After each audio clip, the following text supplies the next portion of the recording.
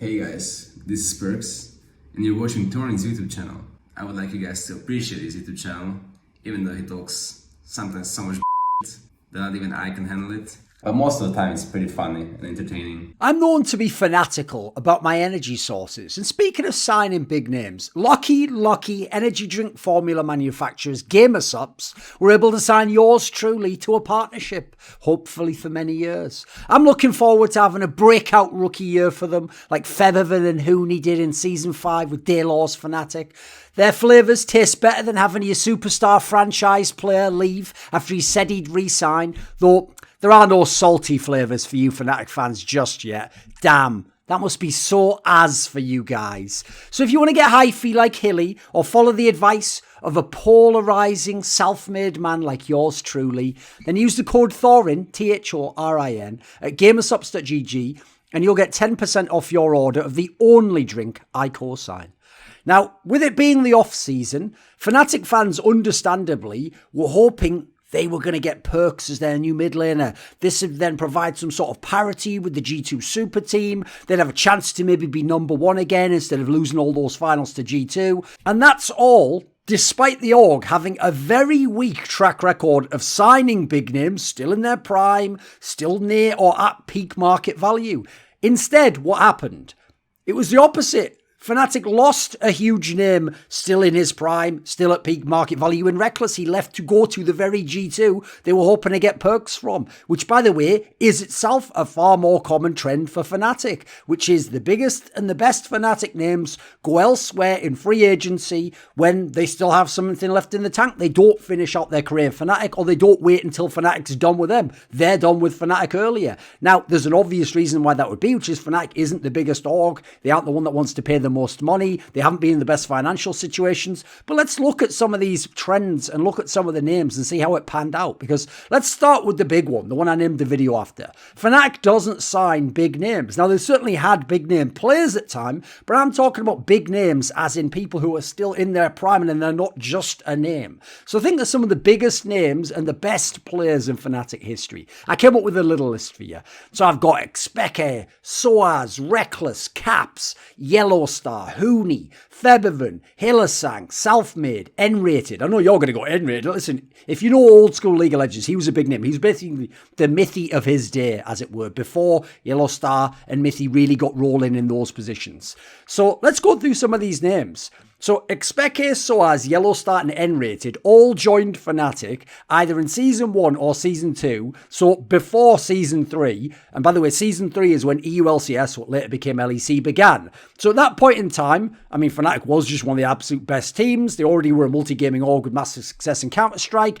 Therefore, they signed the top talent. But that wasn't with a big market, the rest of it. And, you know what? These players all reached their peaks in Fnatic. Xpeke before that, I mean, there wasn't really much competitive League of Legends. Like, the whole point is these players reached their absolute peak in Fnatic. They weren't signed as like the absolute peak players. And plus the market back then was different. So it's kind of a whatever. So let's move on. What Fnatic does, because they don't sign the big names, because there's all the big names gone basically in terms of the players who were at peak level or top level when they joined. Then you got to look. They sign rookies with potential or first or second year players who are developing, and it's time that if you put them in a team like Fnatic, maybe they could take the next step and become a top player, become an elite talent, become a big name in Fnatic, not before they joined Fnatic. So you think of Hooney and Featherman, who had those breakout years in 2015, we're looking like two of the best players at their position in Europe, in the entire West. Well, you know what? They were rookies in that year. They'd never played competitively at that level before. Like, they weren't proven enough to be massive names. There wasn't an enormous, like, bidding war trying to get these guys. Like, believe it or not, at the time, Featherman was actually considered a big gamble. This guy had been a choker when he'd been in Challenger. People thought he couldn't do it on LAN. To even actually qualify H2K was considered a surprise at the time. Remember, players like NukeDuck were around, who in theory were considered to still be prime level players. All he needed to do, everyone thought, was slot them into a top team and they'd immediately become some of the best in the league. With Hooney, he was an absolute nobody. I know you've heard these stories where it's like, oh, but we scrimmed him when he was on the C team, Samsung Red, and, you know, like he clearly had talent and potential. That's like those stories where you have some guy who's like, oh, yeah, I coached Messi when he was 8 years old. It was obvious he was going to be the greatest player. It's like, shut the fuck up, old man. No, you didn't. Like, you did coach him, and yeah, he probably had great potential, but you could never know what was going to happen with that because he had to put in all the hard work, meet great coaches, the right teammates, the right environment. So, like, people always oversell those stories because they sound cool in a documentary later. Hooney was nobody, and nobody had any clue that he'd be this success in the West. It was a massive gamble. I know. I was literally briefly sort of within the Fnatic org at the time talking to them about this, and even they knew it was an enormous gamble, that they were just basically going to go for this rookie angle, by the way, because they didn't want to go and spend loads of money and sign all the top talent in the market at the time. And a lot of the top talent even looked at the team and thought, well, if Expecke and Soaz and Fnatic are going, because everyone knew that in the off-season, I'm not fucking joining. This could be the end of Fnatic. So then, consider this. Self-made. Obviously now, arguably the best Western jungler. Fantastic player right now. Just proved himself at Worlds. He was going into his second year when he joined Fnatic. So yes, the potential was clear. He looked really good on SK, but they were barely a playoff team. You look at him overall, and he played quite selfishly in that team, understandably so. There weren't many good laners around him. So actually, it was still a gamble to take this guy. Now, he certainly was a very good player, but then again, think of this. His potential was clear, but he's a second-year player in LEC by the time he gets to Fnatic. Now, the best team he could join is Fnatic, just on paper in terms of who they had. Remember, all they did is swap out Broxer and bring him in. It's not like he was joining a brand new squad and they were starting over. So, bearing in mind, he couldn't get a job from G2 because they're not in the market. They've got Jankos already and they've been in the World's Final. Understandably, Fnatic's the best team he could join, even if perhaps he could have gotten more money elsewhere. But actually, I don't know if the LCS teams would have been interested in him yet. It's actually probably now after he's been in Fnatic where the theme repeats itself. He's hit his absolute peak and he's becoming a big name. He wasn't as big a name before he joined, was he? He wasn't some enormous free agent that everyone was falling over themselves trying to sign. He had to prove himself soon. By the way, brilliant signing. There's another really good one along with the Featherman, along with the Hooney one. How about Caps? Caps was a rookie to the LEC when he joined Fnatic. He'd never been in the LEC or at that level before. He was a guy far from guaranteed to be the banger that he's become. He clearly had some potential, but he was incredibly raw and unpolished when he joined. Remember, he'd only been playing in the Turkish league, and I think he was like barely 17 years old when he joined Fnatic. In fact, you have to give credit to Nico the Pico for realising to bring in him and Broxer at that particular time, which, listen, no matter what you think of Broxer, he worked in the lineup for at least that first year or so. Well, maybe let's say the second year was really his best year, right? How about Hillestad? This is going to seem like, wait a minute, Thorin, what about Hillestad? Why haven't you brought him up? He was not an elite player prior to joining Fnatic, and he has hit his peak quite clearly in Fnatic. Like, this guy was a gimmicky player early on in Unicorns of Love, then like maybe an underrated player for the rest of Unicorns of Love. But all I'll say is this, if you trust like those all-pro rankings, I'm not a big fan of them, but we'll just use them for a moment. So in Season 7, his last year in Unicorns of Love, he was, in the spring, third team All-Pro, so okay, not bad, like better player. See, Summer didn't even make the All-Pro. Before that, wasn't even relevant, even when other players from Unicorns of Love would make those lists, the Vizzy Chachis of the world.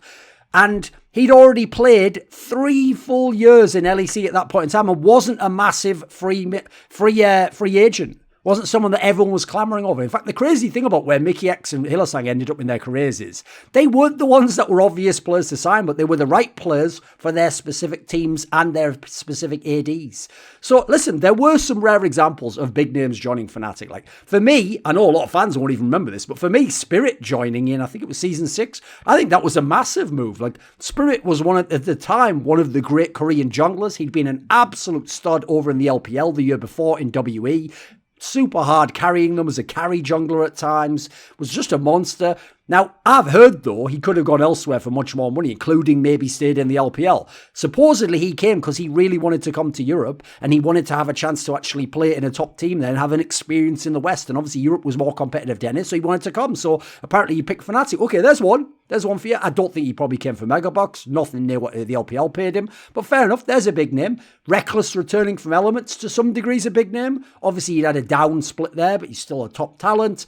Now, to be fair, he did rejoin joined when they were the best team in the entire league, though. Like, that's when they'd already had the top 4 at MSI. They'd already won the EULCS back then. And so he did just rejoin the best team. And one of the teams were looking for someone at that point in time. Who else was available? Exactly. The rest of the teams out there wouldn't necessarily in the hunt for him. Although, to be fair, there wasn't a lot of money in the LEC back then, but yeah, he went back to Fnatic. Soaz obviously returned after the OG collapse. I actually don't know how many spots he had to go to, but whatever, that's legit. We'll give him that one. He rejoined. Still a very good player. I'd say had some of his best years after rejoining, although I think he certainly hit his peak in the first go-around of Fnatic. And then just think of some of the other names that they did sign. And you'll start to see when I read this list off, these are not big names. They are not like free agents that everyone's scrambling over, like Gamsu. Who gives a fuck? Noxiac. Exactly. You probably don't even remember him. Jezis, considered like, okay, maybe a good teammate. Not a particularly great support player. Broxer, the one we mentioned before, was nobody before he joined Fnatic. Nemesis was like, yes, a hyped rookie, but he hadn't yet made it in the LEC yet. Bwipo was basically a nobody and had all his fame coming in, not even as a main signing. It's not like they signed him like, this guy's going to be great. Like, they signed him as a sub, and then he got his chance thanks to that funnel meta shit, and Soaz getting an injured hand the split before. Kikis was a massive journeyman. I don't think he was even at his best in Fnatic. Klaj or Cly or however you say that guy who's the support. I mean, he was just a nobody. He's never been anyone since. And Rayanova became someone briefly for a couple of years, but that was only when he was in this team. He was a nobody when he was in the LCK because he was garbage in the LCK. So when he was game over. Now let's just contrast that a second with G2 because this video is largely about contrasting Fnatic and G2. Compared to the other teams, Fnatic does a great job, but let's contrast them with their rivals in G2, a team that's existed many fewer years. So G2 has signed prime free agents like Caps, arguably the best player in the West when they signed him. Wonder, arguably the best top laner when they signed him. Yankos, arguably the best jungler when they signed him. Arguably. Reckless, I would say most people would say the best ADC when they signed him. Mithy, the best support when they signed him. Sven, the best ADC when they signed him. I mean, I think that's debatable personally. Like, at that point in time, it's a real toss-up as to who the best support was. I mean, obviously, that was even the split after Forgiven was very good, so maybe not on that one, but still in the mix, right? Look at these signings. Look at these massive names that they're getting to G2. There's already tons more there than Fnatic had, and Fnatic had a whole bunch of years head start to do all this shit.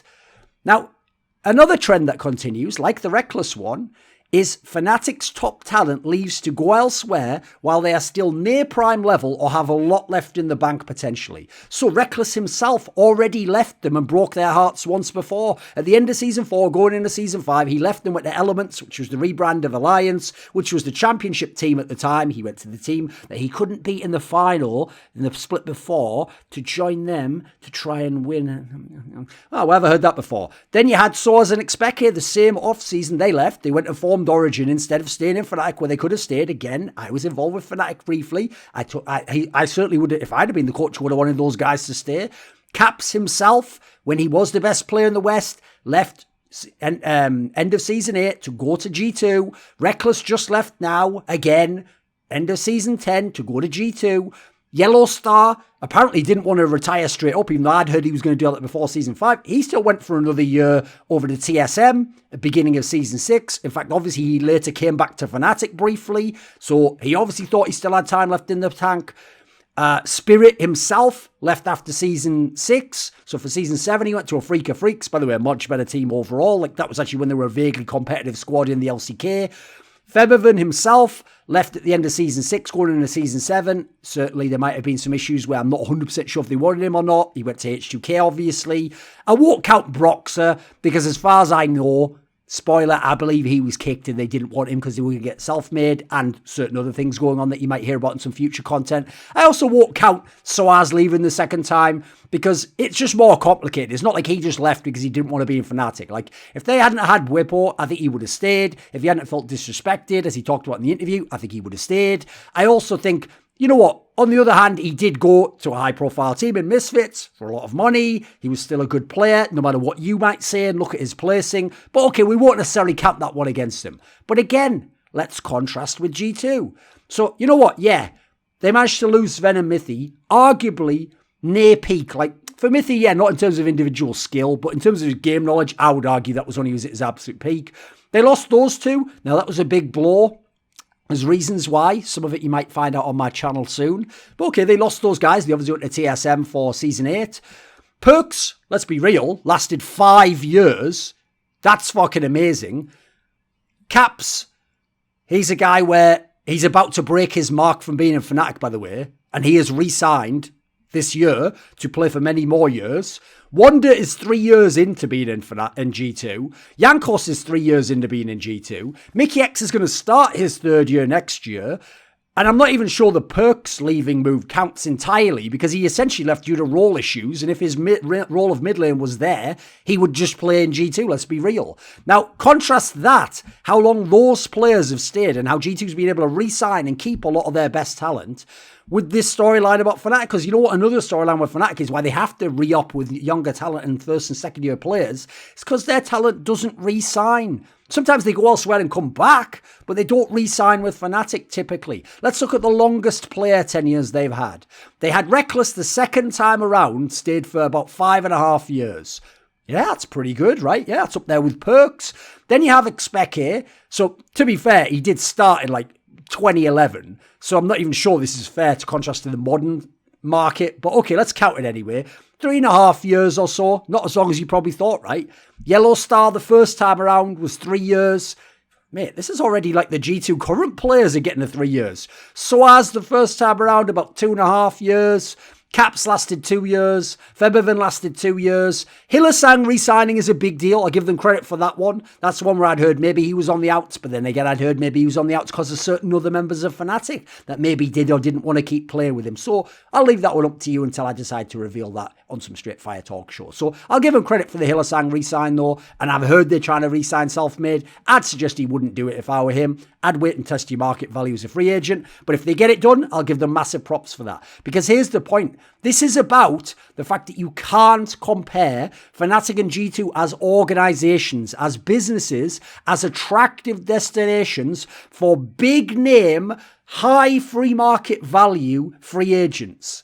You can't compare them. In the server you can, because Fnatic does an amazing job getting a team that somehow can still compete with G2 and that super team and all that money and how attractive some of their players have been in the past. So this is actually not a criticism of the Fnatic organization overall, because I actually think in terms of talent choices and scouting, they're the best League of Legends organization in history. I don't think anyone else is even close. It's hands down. They have an uncanny ability to get the right rookie or the right second-year player who's ready to take that step up and become a star in Fnatic, not before they joined Fnatic. Now, early on, you might say, well, that was easy to do, and there was only a couple of big orgs, and, you know, the rich get richer, people want to join the team that has the name value with the other winners, like people always said about Cloud9 and TSM, but that's not the case the last few years. Hence why the likes of a G2 have risen up. Hence why you had Team Liquid rise up in North America. It's not that the name value alone gets you that. Like, this was skill on the part of the coaching staff and whoever was doing the scouting.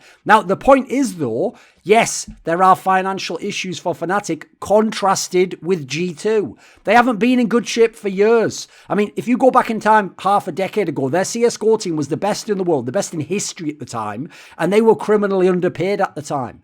They had that whole thing with the loan that got reversed between them and G2 with the Jens Hilger debacle. They had the thing where they did the Fnatic Gear crowdfunding, where they tricked you into thinking that they were doing you a favour by letting you order a mouse that hadn't been made yet. But in reality, it was some sort of cynical deal because, again, they were running low on funds from what I heard.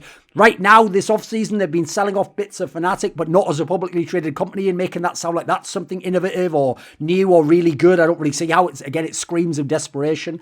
Basically, in the off-season, when they were mourning on that stream between Sam Matthews and whoever the other guy was about the fact they didn't get perks because G2 wouldn't let him talk to us, they basically even admitted they couldn't have afforded perks for what he ended up being worth. And by the way, he could have gone for even more to some other massive organisation. So they were never in the running money-wise. It's just little Fnatic crybaby fans just threw a tantrum and demanded they be given perks. A player under contract with G2 and being offered millions and millions more by other teams out there. Fnatic showed no signs whatsoever they could have gotten anywhere close to his valuation.